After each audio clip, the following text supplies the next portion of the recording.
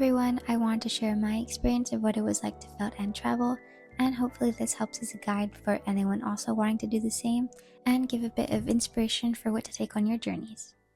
I'm going on a trip for quite a few weeks, and I don't want to leave my favorite hobby in the dark at home. I really want to bring it with me to keep crafting in my spare time, but without all the mess of overpacking and the potential crafter's block. So let's get into the plan and make this happen. I needed to think of a project to take with me on my travels that meets all of the essential travel requirements. And then I remembered this stunning butterfly I made a few years ago, which really checks every box, being lightweight, compact, durable, simple, only needing small amounts of wool and only taking 2 to 4 days to complete, which makes this the perfect travel project. So let's get to it and get the tools together. The tools needed for this project are all quite simple, starting with the basics, which are a 6-inch embroidery hook and linen fabric.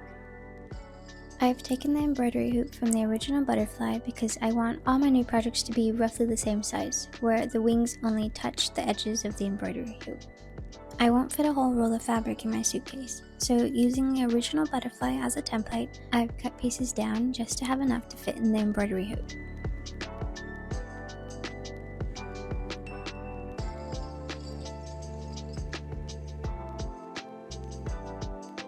And since I'll be out for such a long journey, taking just one project just will not cut it.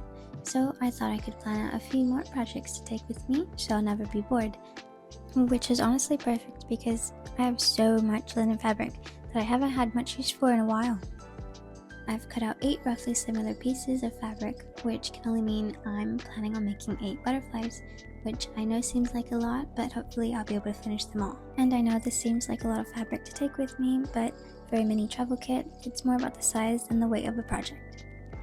And these scraps are from the linen fabric. I usually throw these away, but now, taking a closer look at them, I'm hoping that I can use these for the intricate lines on butterflies' wings, so we'll see if that turns out any good. And now to pack up the rest of our needle felting essentials.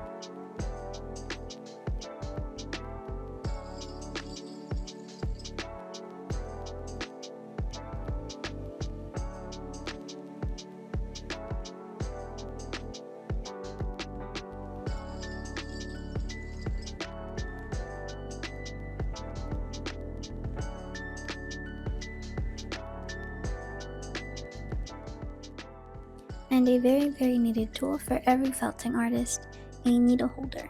They're very handy, keeping your needles safe, and it's also way better for you to hold. And I've currently got my main and favorite needle in there.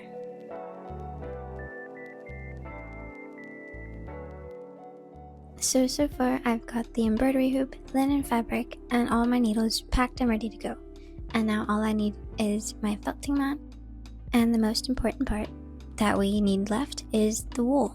And as nice and as simply compact as this is now, wool is one of the hardest things to make travel size, but let's try. Do you recognize these? You may have bought these when you first started needle felting, these large bundles of small amounts of wool that come in so many unique, pretty colors, and in these teeny tiny bags. The thing with these is they only contain about 3 to 5 grams of wool in each color, and it can be difficult to find any use for them unless you like making small projects, or they can also be useful for 2D landscapes, but in this case, they're perfect for butterflies. As I said, this is the hardest material to make light and portable, and useful enough for a travel studio. But these little kits make it easy to travel with. Now that I'm all packed, I'm ready to go. One of the airports I was at had hundreds of these lovely paper butterflies hanging from the ceiling. It was all very pretty to look at, and it seemed appropriate to take a video and show it here. Once I got to my destination after an extremely long flight, I unpacked my tiny travel studio. I had a perfect sized desk to work on, which was really helpful. It also ended up being one of those that can be shifted to be higher or lower. And you'll notice that I have drawn butterflies on the fabric pieces. They're all very different with their own intricate designed wings, and you might notice also that there's only 6 butterflies and not 8. As much as I did want to create that many, I didn't think I'd get around to doing so. So all I have to do is pick one and start. And here's my felting wool. It came in these stackable containers, so that makes it even more travel friendly. And I checked on all my more delicate tools to make sure they got here okay, since I did pack everything in my checked luggage.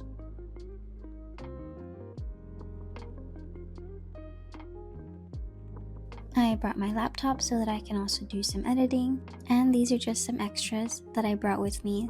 Some are gifts that I made for people that I'll be visiting, and I also have my mini mic in there that I use to voice over all my videos. So let's start by picking a butterfly to work on. I drew all these before I left home so that I could just immediately start. I wrote all the names on the back so I didn't forget what they were called, and I of course have saved some reference pictures of all of them. So the way I decided what butterflies I wanted to create through felting is pretty cool. I wanted all of them to have lots of colors to work with so that I could practice blending, but I also wanted them each to be focused on one type of color so that I could also practice creating gradients. I think this has ended up being quite the perfect project for using up the wool I haven't otherwise looked at twice, and the last butterfly in the queue isn't exactly a butterfly but a moth. I thought it'd be cool to just pop something different in there. I love the pattern on its wings because it looks like a cow print, so I'm super excited to get around to that one. And I have one spare piece of fabric in case I ever get bored and wanted to make maybe a 2D landscape instead. For my first butterfly, I've chosen what I believe to be the easiest to start with, so my pick was the postman butterfly. So let me show you all the wools that I brought from home. When I was packing these all up, I realized that I only needed to pack the colors that will be used in creating these butterflies, so I actually handpicked all the colors I have here. I took out all the pinks, but what we do have is yellow and red, green, blue, and purple. I've also packed in the neutrals like black and white and all the colors in between.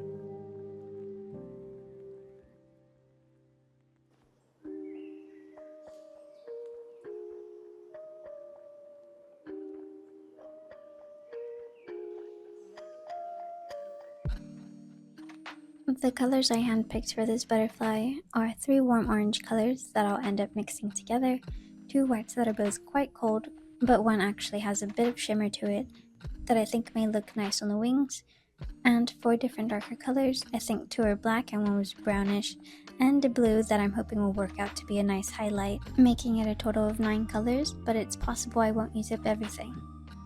I started using the darkest black I had and created the border around the wings, so as you can imagine I did use a lot of black in this process so that I could completely cover the image and not let the fabric be shown underneath. I won't be going into too much detail, but I will link the full process video down below or on screen if you'd like to check that out.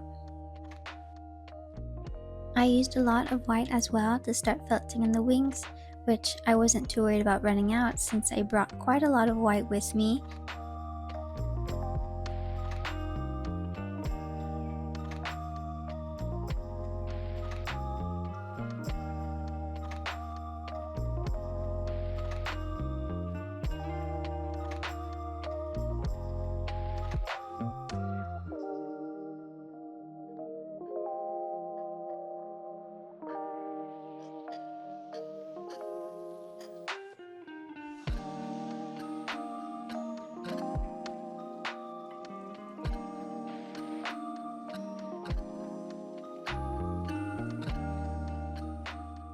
I did use a bit of each of the whites to add a bit more texture, so here I added the shimmery wool, and I was really happy with how this effect came out that I really wish I had brought more with me.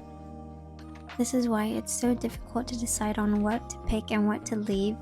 Like, I personally wanted to pack textured wool like locks, but I'm honestly happy with the amount and the type I brought.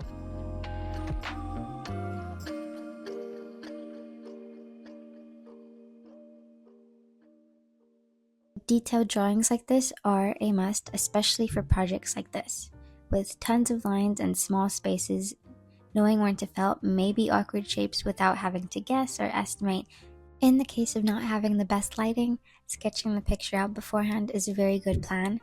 An intricate and detailed drawing before going on your adventures really helps to potentially avoid having to take the time to put any drawing together in bad lighting.